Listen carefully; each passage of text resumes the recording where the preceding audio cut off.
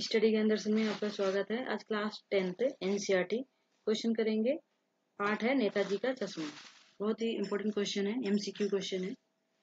नेताजी की मूर्ति किससे बनी थी? पत्थर से, संगमरमर से, लोहे की, लकड़ी की? तो नेताजी की जो मूर्ति थी वह संगमरमर की बनी हुई थी, संगमरमर से बनी थी। दूसरा, पहली बार कस्बे से गुजरने पर हवलदार मूर्ति पर क्या देखकर चौंके?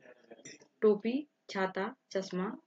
तो वो सबसे पहली बार जब देखते हैं तो वो चश्मा देखकर चौंक जाते हैं, क्योंकि मूर्ति जो पत्थर की बनी थी और चश्मा जो था असली लगा हुआ था। इसे देखकर वह चौंक जाते हैं। कस्बे से जाने के बाद भी हवलदार किसके बारे में सोचते रहे? पान वाले के बारे में, चश्मे वाले के, मूर्ति के बारे में, कस्बे के बारे में? तो मूर्ति के बारे में वो सोच रहे थे, क्योंकि उन्हें आश्चर्य हो रहा था कि मूर्ति तो पत्थर की बनी हुई है, लेकिन इस पे चश्मा असली किसने लगाया था। यह चीज उन्हें बड़े ही आश्चर्य कर रही थी, उसी के बारे में सोच रहे थे।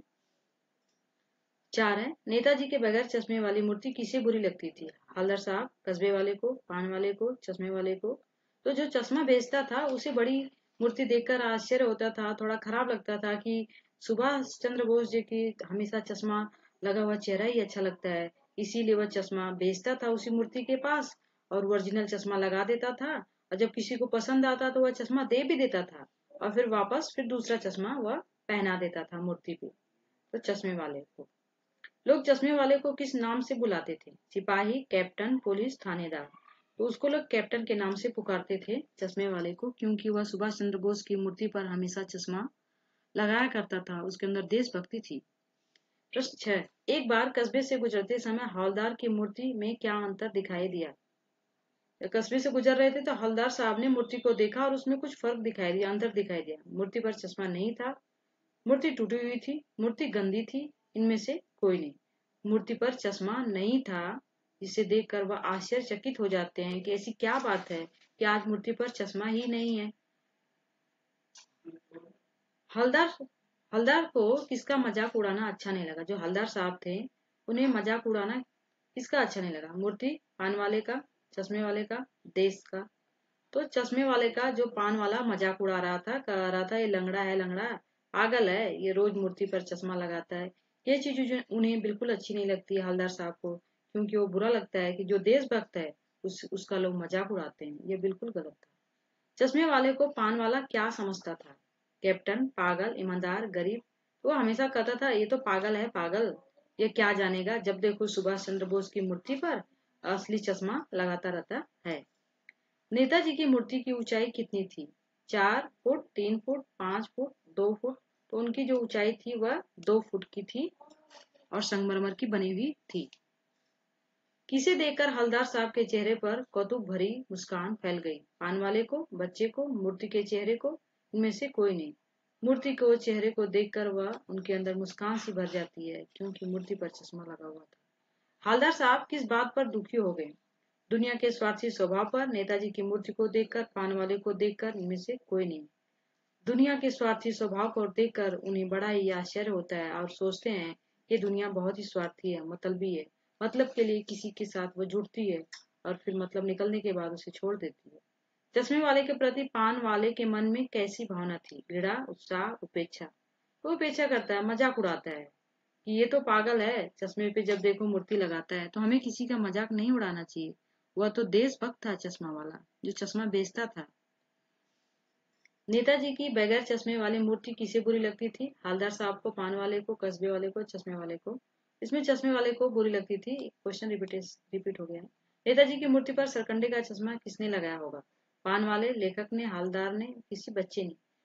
तो जब वह चश्मे वाले की मृत्यु हो जाती है और उस मूर्ति पर कोई चश्मा नहीं लगा होता है, तो बच्चों ने जाकर सरकंडे का एक प्रकार का वो घास होता है और उससे पहले पेन बनाई जाती थी, तो उसी से वह चश्मा लगाकर वह बच्चे लगा देते हैं। इस चीज को देखकर वो काफी भावुक हो जाते हैं, काफी आश्चर्य होते हैं कि बच्चों में भी देशभक्ति आज भी जीवित है।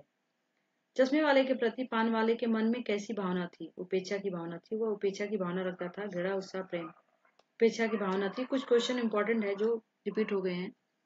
नेताजी की मूर्ति की ऊंचाई कितनी थी? तो ये अभी मैंने बताया था, 2 फुट थी। नेताजी का चश्मा कहानी किस भाव पर आधारित है? मानवता, ईमानदारी, प्रेम भाव, देशभक्ति? देशभक्ति पे आधारित है। कहानीकार स्वयं प्रकाश जी का जन्म कहाँ हुआ था? तो उनका जन्म जो इंदौर में हुआ था, दिल्ली, लखनऊ, शिमला, इंदौर में नेताजी सुभाष चंद्र बोस का स्वयं प्रकाश जी जो लेखक हैं, स्वयं प्रकाश जी, उनका जन्म जो है इंदौर में हुआ था। आप असली लंगड़ा किसे कहेंगे? कैप्टन को, लेखक को, पान वाले को, हवलदार साहब को? तो असली लंगड़ा हम पान वाले को ही कहेंगे, क्योंकि उसकी सोच जो है वह तुच्छ थी और दूसरों की उपेक्षा करता था, मजाक उड़ाता था देशभक्तों का। दिल्ली चलो नारा किसने दिया था? भगत सिंह, सरदार वल्लभ भाई पटेल, सुभाष चंद्र बोस, महात्मा गांधी। तो आपको पता है कि ये सुभाष चंद्र बोस का नारा था। बस्ट से क्या तात्पर्य? बस्ट बस्ट मतलब बटन को बोलते हैं। चश्मे वाली मूर्ति, कंधे से सिर तक की मूर्ति, चौराहे की मूर्ति, सेनानी की मूर्ति। अक्सर क्वेश्चन पूछे जाते हैं।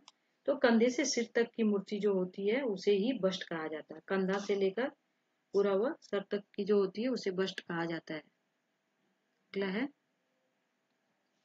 चौराहे पर मूर्ति किसने लगवाई थी? ग्राम पंचायत ने, नगर पालिका ने, कलेक्टर महोदय ने, विधायक ने?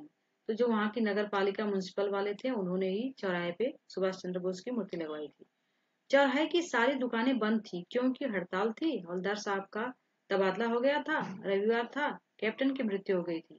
कैप्टन की मृत्यु हो गई थी, इसीलिए चौराहे की जितनी भी दुकानें थी सब बंद थी, चारों तरफ सुनसान था। और इसे देखकर दृश्य को काफी भावुक हो जाते हैं हवलदार साहब।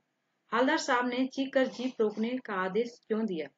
मूर्ति बिना चश्मे की थी, मूर्ति टूट गई थी, मूर्ति पर सरकंडे का चश्मा था, उनका पान खाने का मन था। तो इसमें जो है कि मूर्ति पे जो सरकंडे का चश्मा देखकर वह काफी आश्चर्यचकित हो जाते हैं और जल्दी से वह रोकने के लिए कहते हैं, क्योंकि बच्चों ने लगाया था। अगला है, हवलदार साहब अब भी नहीं समझ पाए वाक्य में निपात। निपात का अर्थ होता है जिसपे बल देकर प्रयोग किया जाता है। अब भी नहीं पाए, तो जैसे निपात मतलब ही होता है, भी होता है, ये सारे निपात शब्द होते हैं। निपात मतलब किसी पे बल देकर कहना, जैसे तुम्हें कल स्कूल जाना ही है, मतलब जाना ही है, ही मतलब दबाव डाल के कहना, किसी चीज को प्रेशर डाल के कहना। तो अभी तुम्हें अभी आना है, तुम्हें यहाँ से कल जाना ही है, या फिर तुम कल भी जा सकते हो। ऐसे करके निपात शब्द होते हैं जिसपे बल दिया जाता है। पान वाले द्वारा साफ बता दिया गया था वाक्य में कौन सा वाच्य है? तो वाच्य तीन होते हैं, कर्तृवाच्य, कर्मवाच्य और भाववाच्य। तो इसमें जो है द्वारा का प्रयोग किया गया है, इसीलिए यह क्या है? कर्मवाच्य। भाववाच्य में नकारात्मक रहता है, नहीं का प्रयोग होता है। कर्तृवाच्य में जो सरल होता है, साधारण होता है, उसका प्रयोग होता है। और इसमें भाववाच्य में नहीं का होता है, इसलिए उत्तर आपका हो जाएगा कर्मवाच्य। अगला है, पाठ गिराक शब्द का क्या है? गिरायक, गायक, गिरा हुआ, दुकानदार, खरीदार। ग्राहक मतलब ग्राहक, ग्राहक मतलब खरीदार, खरीदार मतलब कस्टमर होता है। कौन सी कहानी स्वयं प्रकाश जी की है? सूरज अब निकलेगा, सूरज कब जब निकलेगा, सूरज कब निकलेगा, सूरज तब निकलेगा। तो सूरज कब निकलेगा यह जो है स्वयं प्रकाश जी की जो है कहानी है। अगला है, ओरिजिनल चश्मे के बारे में पान वाले ने हवलदार साहब को क्या बताया? वह चोरी हो गया है, नगर पालिका ने वापस उतार लिया है, मास्टर बनाना भूल गया, कोई दुकानदार उसे घर ले गया। तो जो मूर्तिकार था जिसने मूर्ति बनाई थी, वह मूर्ति तो अच्छी बनाई, बहुत सुंदर बनाई, संगमरमर की बनाई, लेकिन वह मास्टर जो बनाने वाला था मूर्ति, वह चश्मा लगाना ही भूल गया था। ये बात वो बताया, बनाना भूल गया था। कस्बे में किस चीज को बनाने का कारखाना था? सीमेंट का, शक्कर का, कपड़ा का, प्लास्टिक का? तो सीमेंट का जो कारखाना वहां पे था। कहानी का मुख्य पात्र कौन है? कहानी का जो मुख्य पात्र है वह है हवलदार साहब है, हवलदार साहब। Thank you for the watching. Like share subscribe कीजिए।